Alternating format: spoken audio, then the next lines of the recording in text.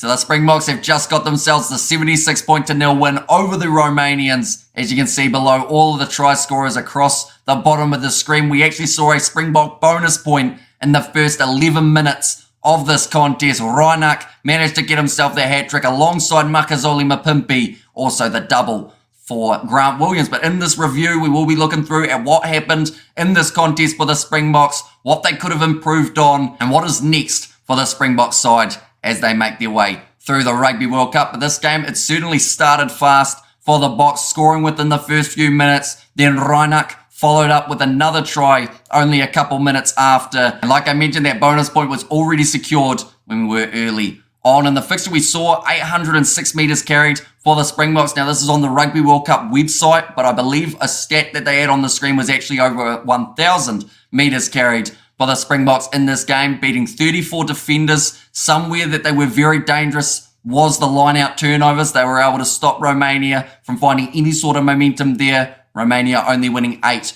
of their 14 line-outs. But the other try scorers who I haven't mentioned yet, Dion Fourie, he made his way onto the field in the second half to replace the captain Bongio Manambi. And within 1 minute, he had already got himself a penalty for his side for a not releasing penalty, and then also managing to score the try. So looking very strong as that hooker replacement. Billy LaRue, he was able to get himself one. We also saw the penalty try being scored, and Valimza got himself a try as well for the Springboks. We're going to talk about something here, and I don't know whether or not this will go down well, but this backline, they looked very selfish in this matchup against Romania. There were many moments where there were certain tries that they could have scored, but the individuals in that South African backline wanted to get that try on their own highlight reel. We saw Kobus Reinach. He was able to score the 3, but there were other times that he didn't quite get that ball out to who he should have. Damian Valimza, always running that ball rather than passing on the outside. We hardly actually saw Andre Esterhuizen and Kane Moody at times throughout this game. And then Moody, when he finally got the chance, could have had an easy try assist to Faf de Klerk, but instead tried to go for that highlight try and ended up blowing the opportunity for the Springboks. And I feel like that is something you can afford to do in this game up against Romania. But in the game next week up against Ireland, I believe the Springbok side will look a little bit different, of course, but they need to make sure that they're playing as a team rather than playing as individuals, or else in some of those big games, those little moments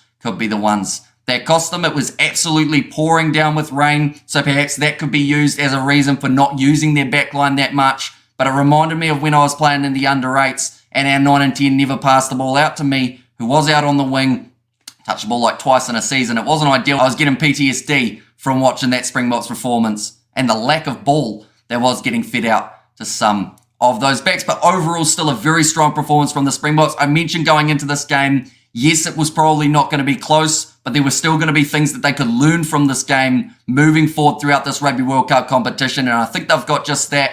The start of the match was strong. There was a bit of a quieter patch afterwards, but the Springboks still able to show what they can do at times and show how dangerous they can be when given that little bit of space. I believe for the game next week up against Ireland, we might see about 3 or 4, if not maybe 5 changes throughout that backline. But I look forward to seeing when those two sides do go head-to-head. A couple other stats to look at in terms of the players who were leading in the statistics. Makazole Mapimpi, 176 metres carried for him.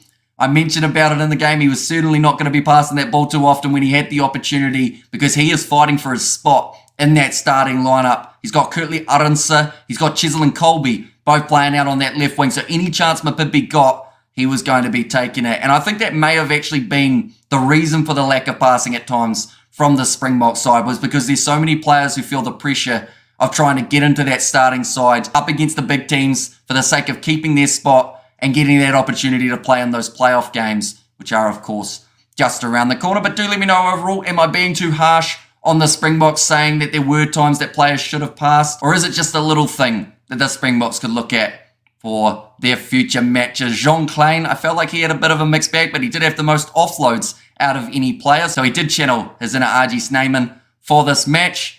Alongside him in that forward back, I feel like Oxnard was one of the standout players. Maka van Staden put in a big shift throughout the game. 8 times he was able to get over the gain line for the Boks. For Romania, there were a few players who stepped up as well. Simeon Sku, one that comes to mind. His kicking game was solid at the back. Balvasa, we didn't really see a huge amount of him in this game. compared to the first up against the Irish, I think that was where it was hurting Romania just a bit in this game as well. But the next game for the Romanians, they will be playing Scotland, but they have got the week off first, and then South Africa, their big game up against the Irish, the world champions versus the world number 1 in the rankings. It's going to be must-see. We will be covering it on the channel. But thank you all very much for tuning in. If you did enjoy this very short review, be sure to leave a like and subscribe to the channel. We are just about to cover the game between Wales and Australia, so be sure to check that out as well. And I will see you all for the next one.